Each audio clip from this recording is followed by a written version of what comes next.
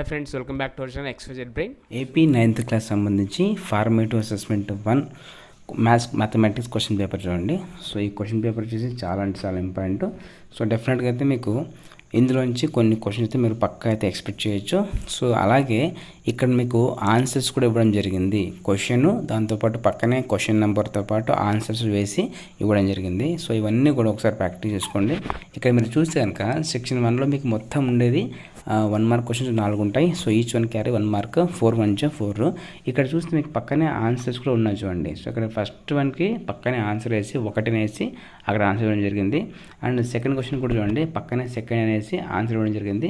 ఇక్కడ మీరు right side టాప్లో మీకు అది ఒక క్వశ్చన్ చూడండి అక్కడ. అండ్ థర్డ్ వన్ చూడండి, థర్డ్ వన్ కూడా అంతే. సో ట్రూ ఆర్ ఫాల్స్ ఇచ్చారు. సో దానికి సంబంధించిన ఆన్సర్ ఇక్కడ ఉంది. అండ్ ఫోర్త్ వన్ కూడా చూసుకోండి. సో క్రింది బహుపదుల్లో ఎక్స్ గుణకాలు రాయండి, ఎక్స్ స్క్వేర్ గుణకాలు రాయండి అనేసాడు. అది కూడా చూడండి పక్కన ఆన్సర్ ఉంది. అండ్ క్రింది సమస్యను సాధించండి. సెక్షన్ 2లో మొత్తం 2 మార్క్స్ 2 ఉంటాయి. So 2 2 4 marks. ఇవైతే చూసుకోండి. అండ్ సెక్షన్ 3లో మీకు మొత్తం ఒక క్వశ్చన్ ఉంటుంది. సో దాంట్లో ఒక క్వశ్చన్ 4 మార్క్స్ ఉంటుంది. సో 1 4 4. దానికి సంబంధించిన ఆన్సర్ కూడా కింద ఉంటుంది, అక్కడ చూసుకోండి. ఇక్కడ పక్కన మీకు కనిపిస్తున్న ఆన్సర్ అది 6th క్వశ్చన్ సంబంధించి ఉండేది.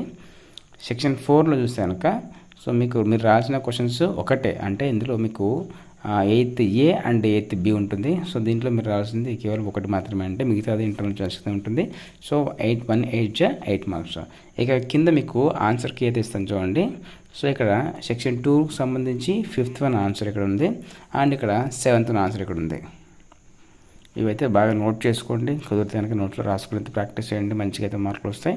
అండ్ ఇక్కడ చూస్తే సెక్షన్ నెంబర్ 4లో 8th A ఆన్సర్ చూడండి ఇక్కడ.